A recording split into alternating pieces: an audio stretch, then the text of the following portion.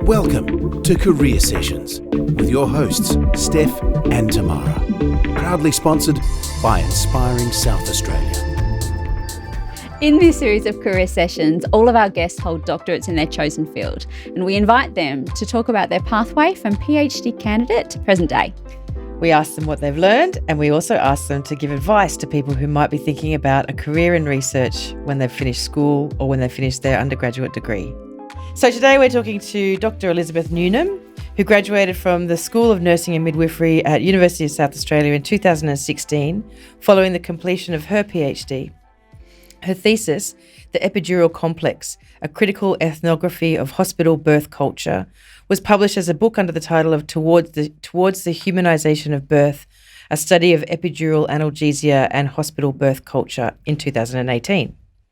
She is passionate about the role of midwives in birth, and this drives her research interests on cultural and political analysis of birthing practice, policy and ethics.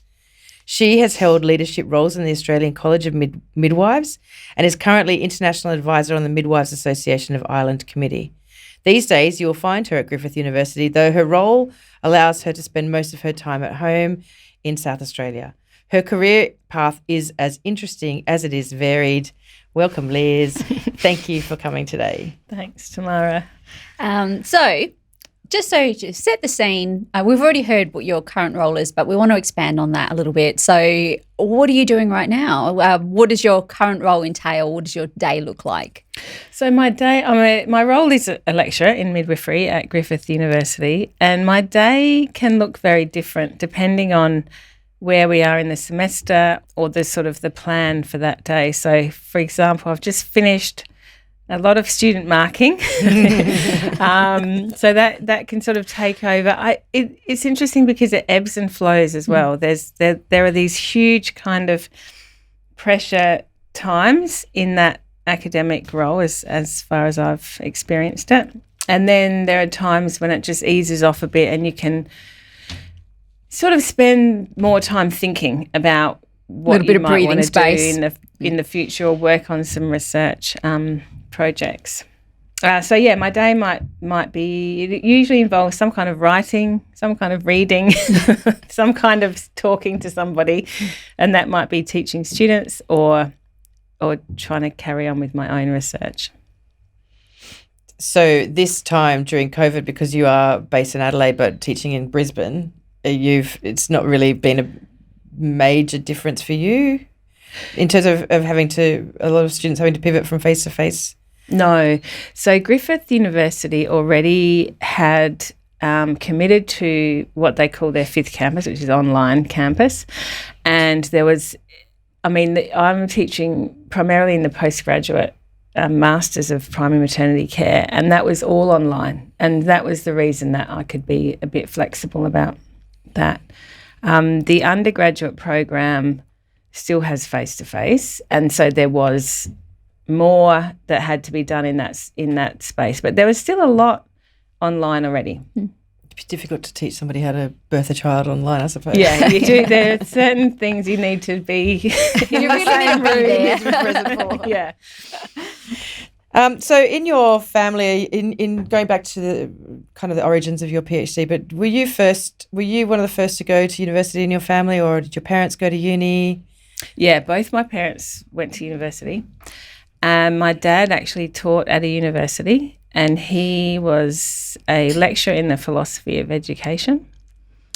And my mother was a teacher, and she was music and maths primarily. So she'd done a degree in, I think she did music. I'm not actually sure.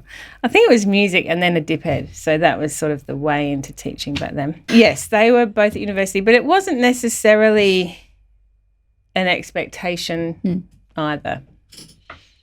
So when you finished school, did you know what you wanted to do? Did you go to uni straight away? How did it all map out for you there? Yeah, I had no idea what I wanted to do. I matriculated with languages and arts, English and classics, and I went to university, enrolled in a BA,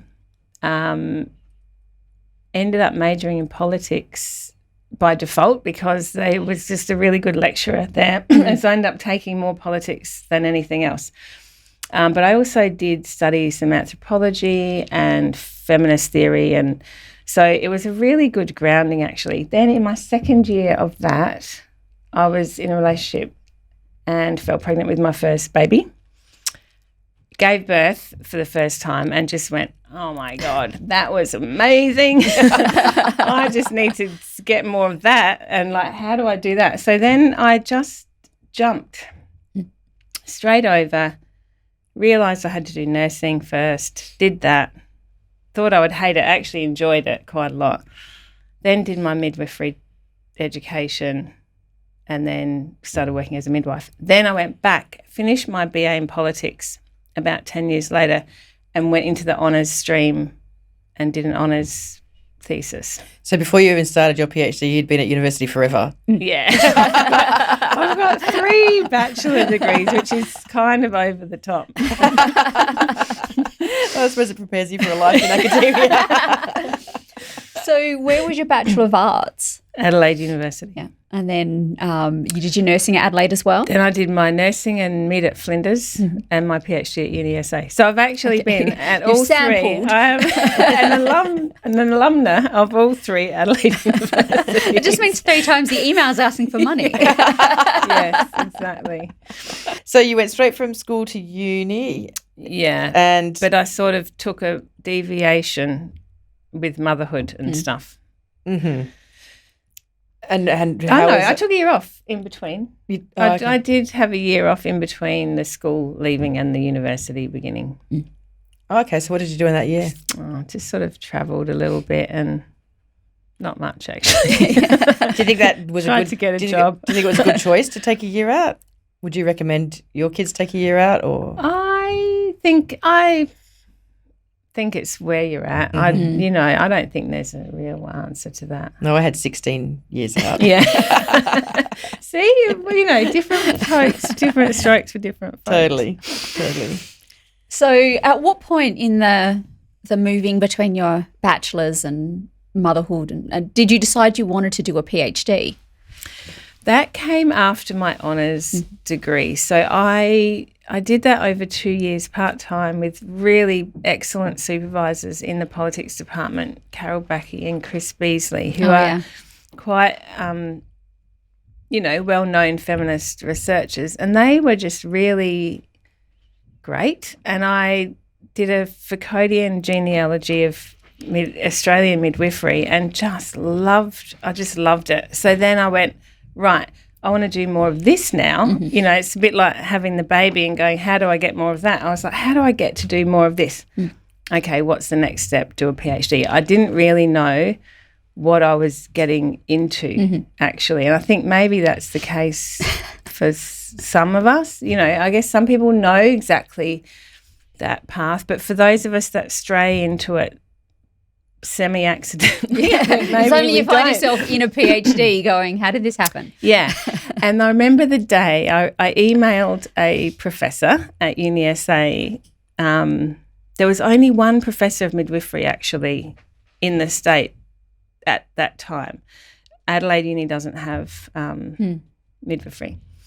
So I emailed her and said, I want to do a PhD. Can I do it with you? And she said, yeah, I'm overseas. That sounds great. Let's talk soon. And that was great.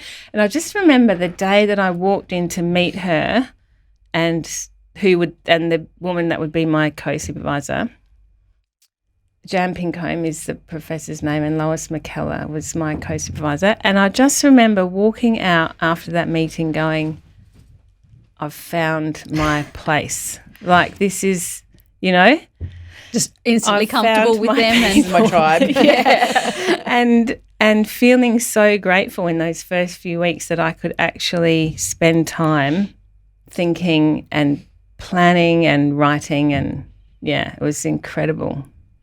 So did you get to pick your topic then? You had a lot of control. Yeah. I picked my topic. I picked my methodology. So in the emails, Jan said, oh, that sounds great. Maybe you could do it like this. So I wanted to look at epidural analgesia. And could you for those of us who don't know, and we totally do, Could you just explain? Yeah. So epidural analgesia is a common form of pain relief, and it's sort of like an anaesthetic type block. They use anaesthetic drugs and pain relieving drugs that go into the spinal fluid, and it basically gives you a numbness from the waist down. And I think I've heard this described by friends who have had kids of just nothing below the waist. Yeah. Mm-hmm. Yeah. And sometimes they don't work as well as that, but generally speaking, so it's a much safer kind of analgesia than, say, general anaesthetic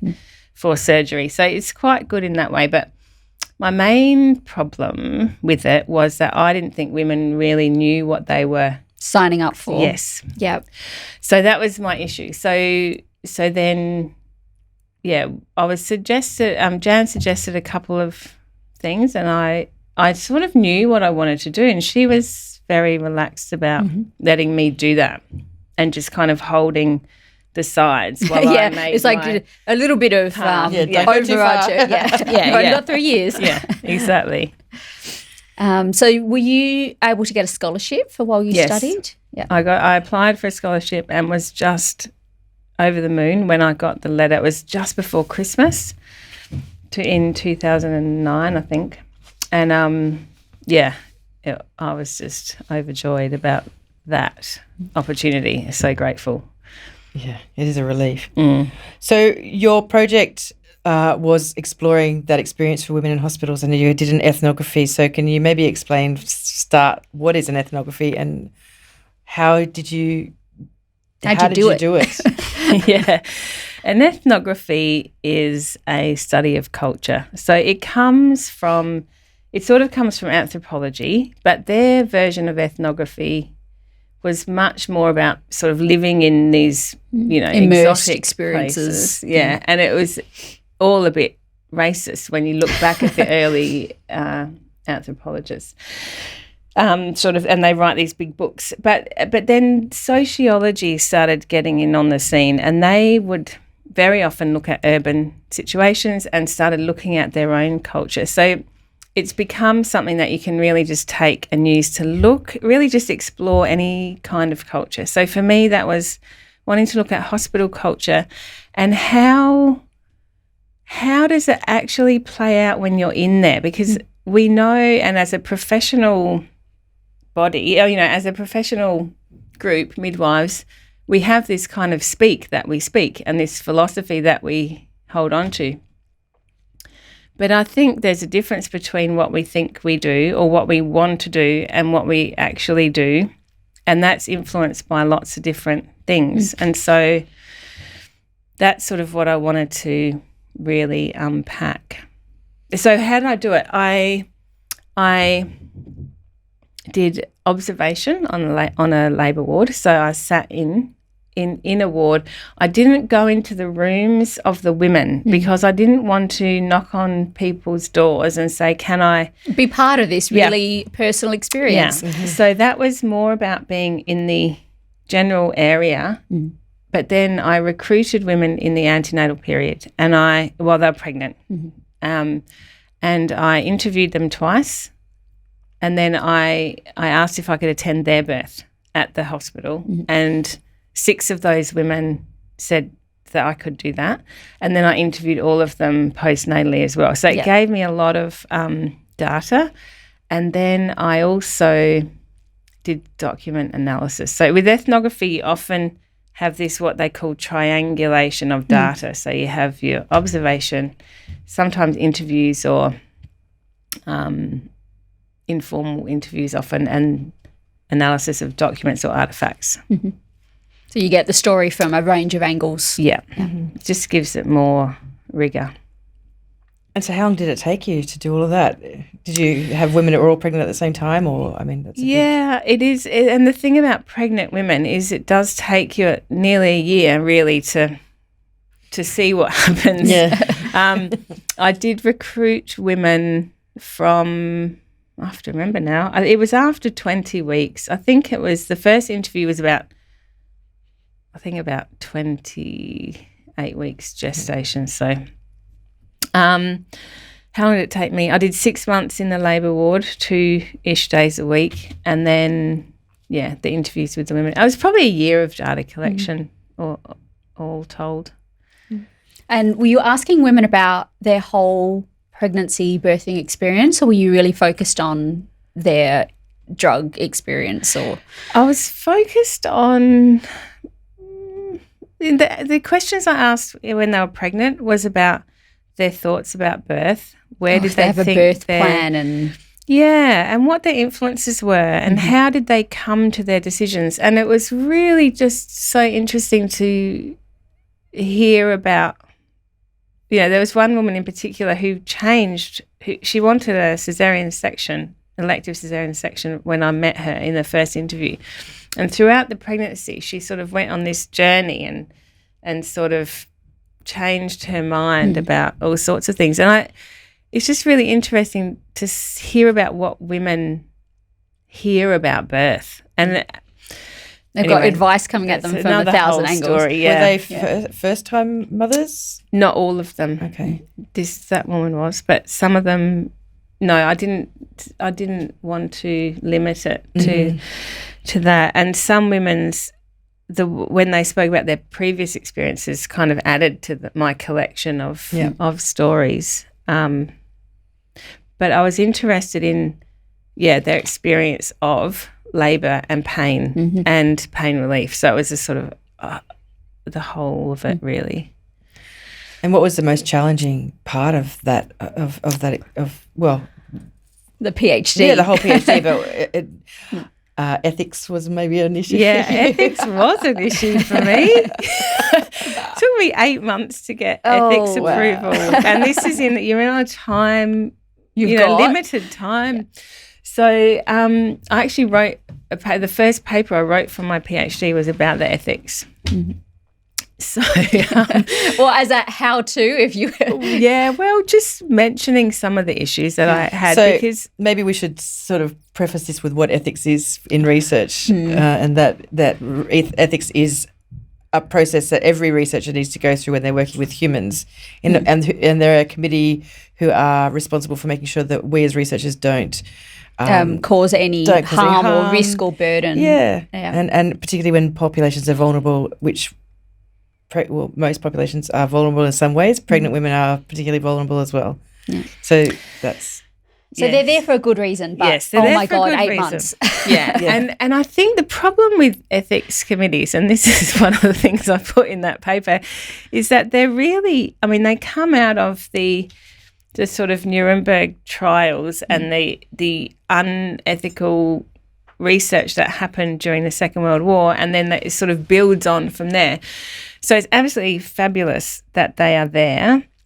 They don't tend to understand qualitative research, or at least the way that often you have to fill out the form. It lends itself to a more quantitative type of medical You're not drawing research. blood, you're not taking organs. How do you explain to someone the burden that you might, or the stress you might be putting them under when you have to describe a conversation you haven't had yet? Exactly. And because ethnography is very explorative, you don't know exactly what you're going to find. And interestingly, they asked me to do two things which I thought were less ethical actually in practice, which was the women weren't supposed to know that it was they asked me to change my information sheets to say that the study was about pain relief in general rather than just epidural, because they thought it would be too biased, and which again shows a misunderstanding of qualitative research, because you come into it with a bias and you're very open about that, which is very different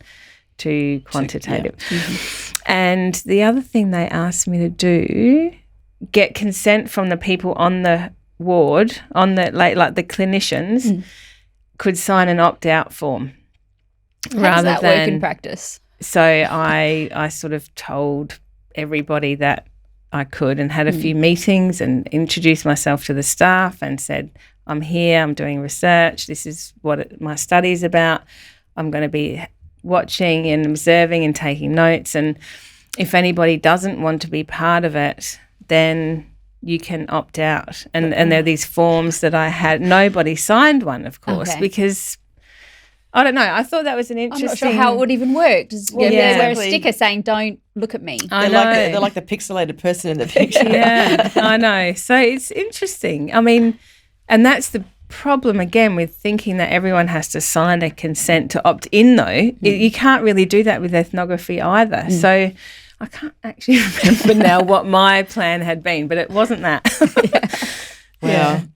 Because I imagine that in a busy, especially when it was very busy, if somebody had said, I don't want to be observed, then you'd be like, have to like close your eyes when they walk past or something. You're interacting with people. Yeah, I can't have that whole interaction because that person's in it. That would just have not worked at all. Yeah, and the thing is, the people aren't named. There's absolutely no possibility of identification at that level. So anyway, I mean, it's not unethical.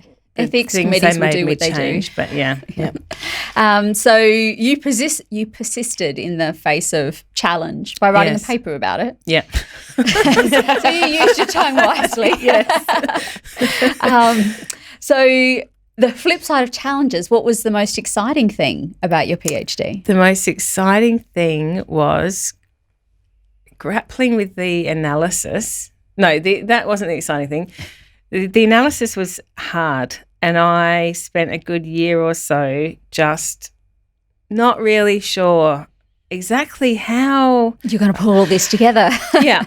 And then I remember this one moment, I was actually drawing it all. I was sort of doing these mind mappy things and circles and links, and this leads to that. And it suddenly all fit together, and it was like a eureka moment. It really was. I mean, it wasn't as important as discovering whatever it was. Gold. Yeah. But it was just such a good feeling to have felt like it had something had come out of that I'd thought of myself, and it was amazing feeling. And so what came out of your project in terms of did it affect policy? Did it affect the experience of women in hospitals for childbirth? Kind of. So what happened after that, I was able to actually approach the perinatal guidelines. So South Australia has a statewide guidelines for obstetric and midwifery practice. So I did approach them, and with a few concerns about how analgesia was presented, I guess.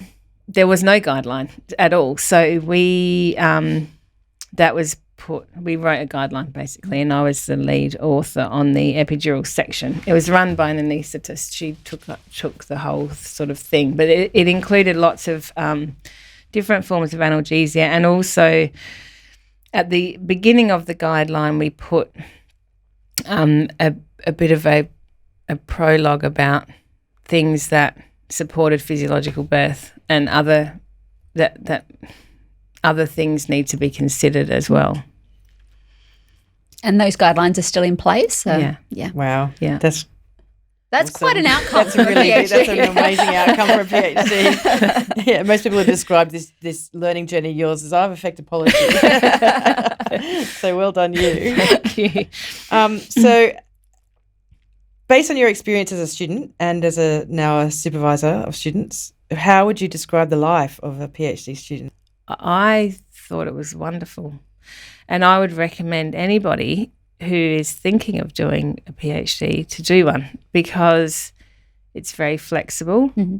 And I mean, I guess for some people that doesn't work so well, but for me it did. It's creative. It is inspiring. I mean, the downside is the money's rubbish. So get used to living on 2-minute noodles. So, yeah, I went from a sort of, a clinical position, in a permanent clinical position in a hospital where I was earning pretty good money, to a PhD scholarship. So that was quite disappointing. But, I guess it's what drives you as well. Mm-hmm. That's the thing. And I would just say follow your interests in that way if anyone's thinking of doing it. Would you do it again? Yeah. Yeah? Absolutely. That was a very quick yes. And you're not that far out, so the trauma has not quite faded. No. I mean, it changes you as a person for sure. Like it's a life-changing thing, and it's really hard. Like it is a hard thing to do. Rewarding. But life is about hard things, isn't it? Mm-hmm. So your decision to go from a clinical kind of role into a PhD, obviously that was very helpful to you because your site of data collection was in a clinical setting. What would that have looked like if you didn't have that clinical background? Could you have done that project without your clinical background? Yeah, that's an interesting question, actually. I mean, you can, and certainly ethnographers go into situations where they don't. And there's a whole kind of spectrum of where you sit as an insider/outsider, whether some it's emic or essic. Communities can be a bit insular. Yeah, and so it definitely helped because I had an in, because I knew some of the people actually, and I knew the language. So when they were speaking, I could understand what was being said. And, the other side of that is separating yourself out from the clinician as the researcher and then having to step back and not say things to women, for example, when I was observing their labour, and not being involved and not being supportive. In fact, I remember one woman, I was basically sitting in the corner for her whole labour. I gave eye contact just every now and again and said a couple of things as I came in and out of the room, just so I wasn't completely... Just a weird person hanging in the background. And she said, we'd met twice for the interviews, and I remember her saying in her postnatal interview, "I'm so glad you were there." It was, you were so supportive. And I just thought, didn't really do anything. But that was actually hard, and that's, it's sort of, if anyone wants to do an ethnography, they will come into that literature very quickly about where you sit on that spectrum as an insider or an outsider. And there are pros and cons to both. Totally.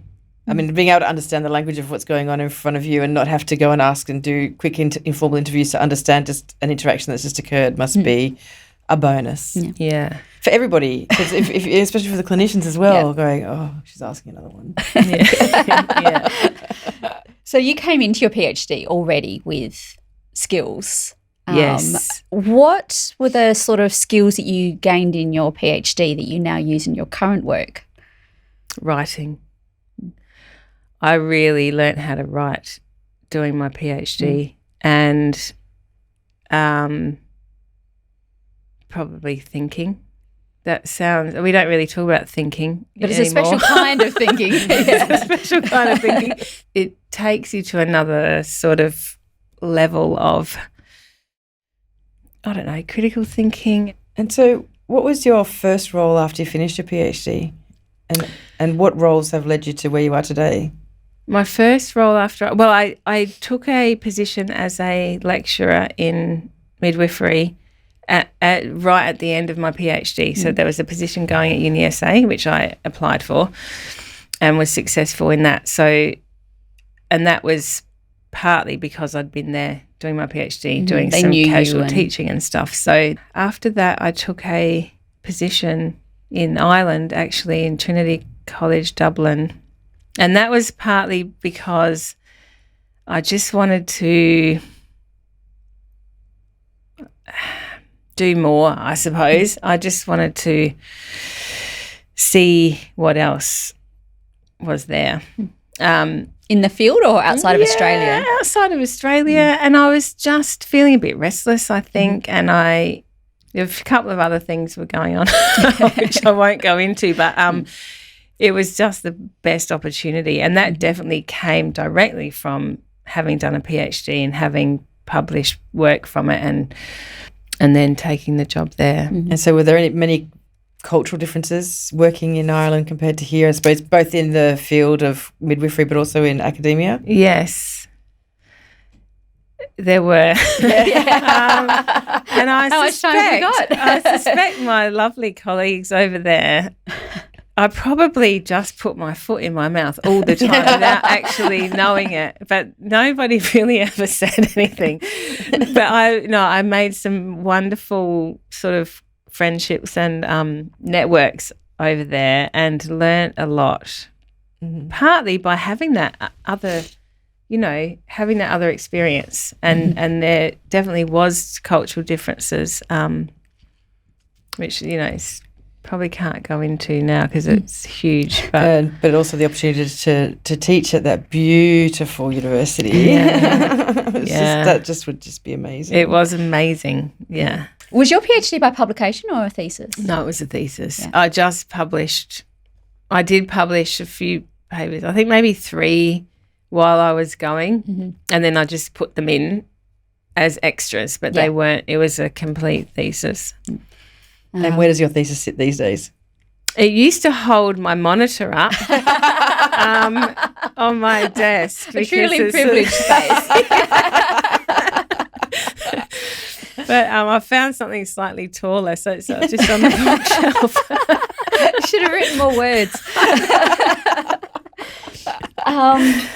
So probably jumping ahead a little bit, but what is a PhD to you then? What is a PhD to me? Can I give you a hint? Yes. Yes, please. Some people have called it a training ground. Some people have called it a door opener. Oh, I see. Yes. I did see that question. It definitely. Technically, it is a research training program, isn't it? So it teaches you how to do research. But I think it's definitely it's like a springboard or something. Like it launches you into a whole other place, and it gives you, I guess, coming from a position of being a midwife and being a clinician, and trying to change things on an individual level, having that option,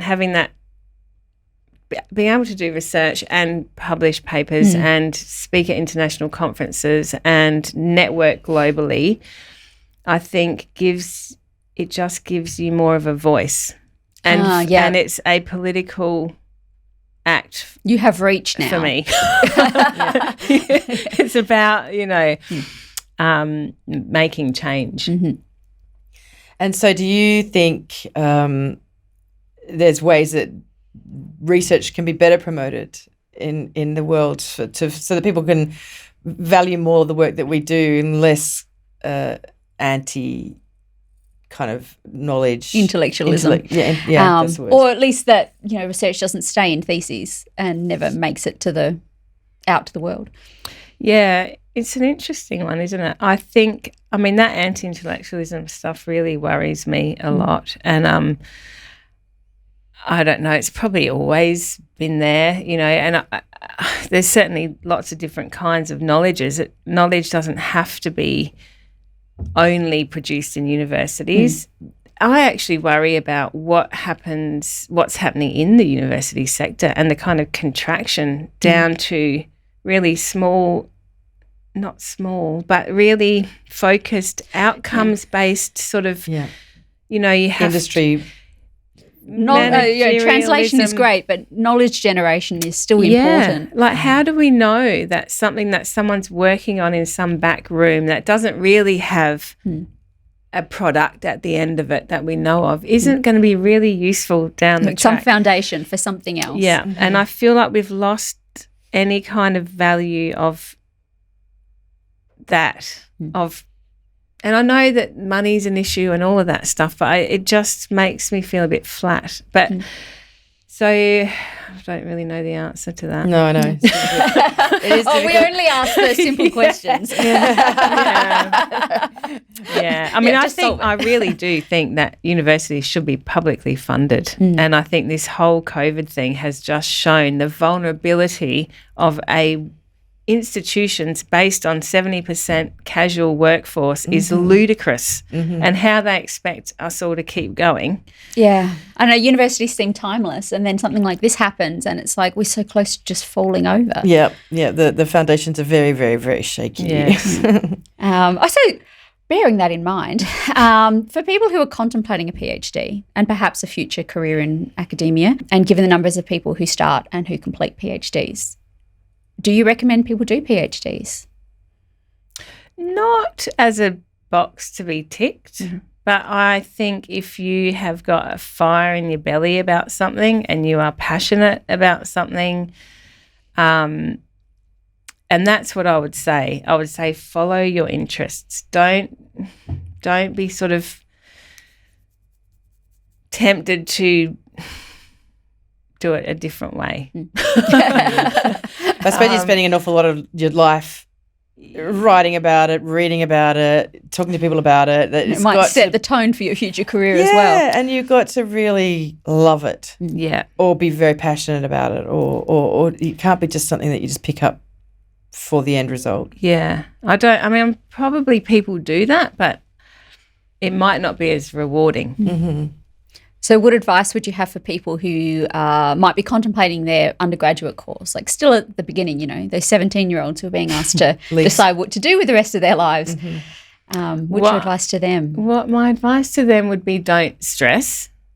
That, like, people meander like I did, and you might not know exactly what you want to do with the rest of your life at 17. Certainly.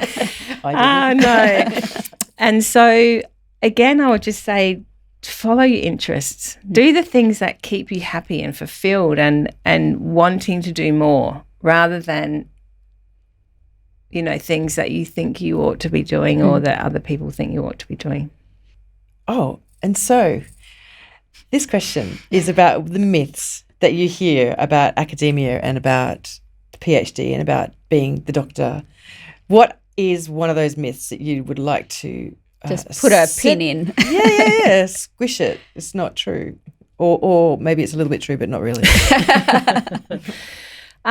This one might have been said already, actually, but that response that people have of, oh, you're not a real doctor. I find myself saying that as a knee-jerk when you go, it's Dr. Stephanie Champion. They're like, oh, a doctor. I'm like, not a real doctor. Yeah.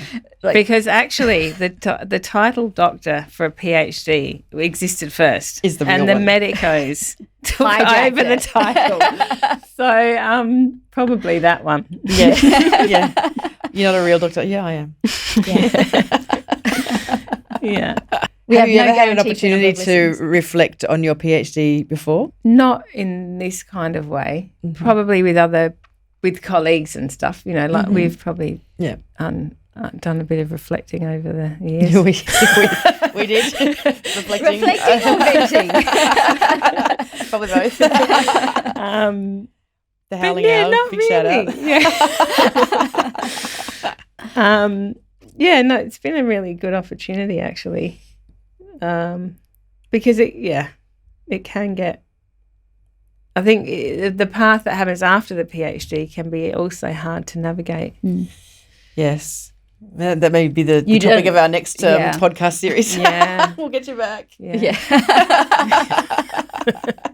Well, thank you very much for your time and your generosity and not getting a speeding ticket on the way from the car. Thanks, Tamara. Thanks, Stephanie. Thank you.